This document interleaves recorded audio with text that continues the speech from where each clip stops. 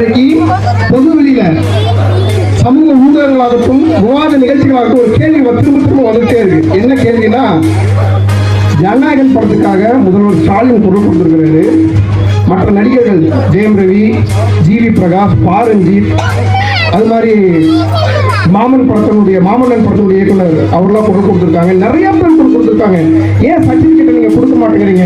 எவ்வளவு தடை போட முடியுமோ அவ்வளவு தடை போடுறீங்க அப்படின்னு எல்லா நடிகர்களும் எல்லா அரசியல்வாதிகளும் கலையின் மீது பற்று கொண்டிருக்கக்கூடிய கருத்து சூழலின் மீது நம்பிக்கை இருக்கக்கூடிய அத்தனை தரப்பு மக்களும் அதற்கு எதிராக குரல் கொடுக்குறாங்க. ஏன் சார் உங்க தளபதி குரல் கொடுக்கல? பிரச்சனைக்கு ஆளாக்கப்பட்ட முதன்மையான நபரே அவர் தானே. ஏன் அவர் ஜனநாயகத்துக்காக குரல் கொடுக்கல?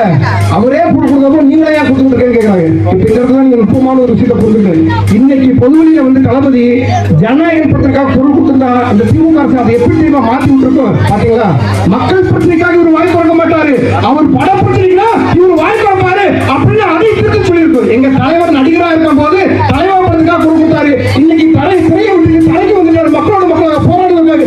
மக்கள் பிரச்சனைக்காக தலைக்கு வருவார். ஒருவரும் திரைப்பட பிரச்சனை அவர் பேச மாட்டாரு. அவர் பட பிரச்சனைக்கு தமிழ்நாடே பேசும். அதுதான் ஏன் சார் அவர் பேசலன்னு கேட்கறீங்க? அவர் தவிர தமிழ்நாடே பேசுது சார்.